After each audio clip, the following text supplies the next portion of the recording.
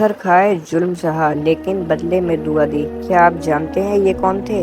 یہ کہانی ہے حضرت محمد مصطفیٰ صلی اللہ علیہ وسلم کی۔ السلام علیکم گائز، میرا نام ہے کیف۔ آج یہ کہانی صرف ایک کہانی نہیں بلکہ کتابوں میں ایک درج، ایک ایسی سچائی ہے جو دل کو بدل دیتی ہے، اس لیے ویڈیو پورا ضرور دیکھنا۔ 1400 سال پہلے عرب کا ایک ایسا دور تھا جہاں اندھیرا ہی اندھیرا تھا، نہ انصاف تھا نہ رحمت۔ لوگ پتھروں کے بتوں کو پوجتے تھے، کمزوروں پر ظلم ہوتا تھا اور بیٹیوں کو زندہ دفن کر دیا جاتا تھا۔ انسانیت جیسے ختم ہو چکی تھی اور ٹھیک اسی وقت اللہ نے ایک نور بھیجا۔ 570 شتابدی مکہ، حضرت محمد مصطفیٰ صلی اللہ علیہ وسلم کا جنم، آپ کے والد کا انتقال پہلے ہی ہو چکا تھا، اور جب آپ 6 سال کے ہوئے تو آپ کی والدہ بھی اسی دنیا سے چلی گئیں۔ آپ بہت چھوٹی عمر میں ہی یتیم ہو گئے۔ سیرت ابن ہشام کے مطابق بچپن سے ہی آپ ایک سچائی، امانداری کے لیے مشہور تھے۔ لوگ آپ کو الامین کہتے تھے۔ جوانی میں آپ نے تجارت شروع کی، لیکن آپ کی پہچان دولت سے نہیں، آپ کے اخلاق سے تھی۔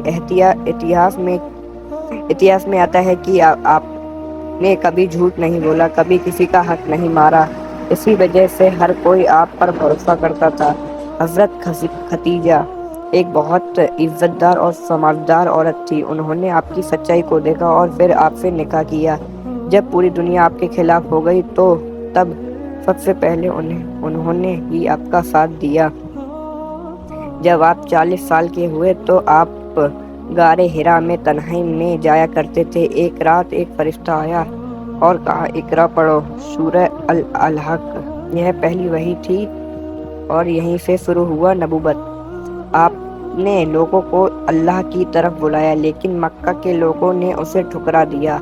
آپ پر ظلم کیا گیا، آپ کا مذاق اڑایا گیا، آپ کے راستے میں کانٹے بچھائے گئے۔ صحیح بخاری کے مطابق آپ نے کبھی بد دعا نہیں دی بلکہ ہمیشہ صبر کیا۔ آپ نے سکھایا، برائی کا جواب برائی سے نہیں بلکہ اچھائی سے دو۔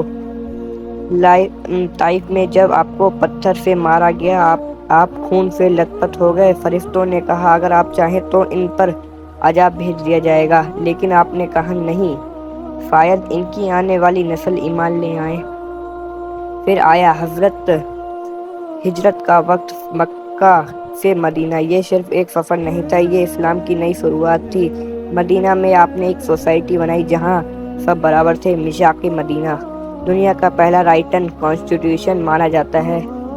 آپ ایک پرفیکٹ لیڈر تھے، جنگ میں بھی انصاف کیا، کبھی ظلم نہیں کیا، کمزوروں کا ہمیشہ ساتھ دیا۔ جب مکہ فتح ہوا آپ بدلہ لے سکتے تھے، لیکن آپ نے آج سب آزاد ہیں۔ یہی تھی اصلی جیت، معافی کی جیت۔ جب آپ کا آخری وقت آیا، آپ کے لبوں پر صرف ایک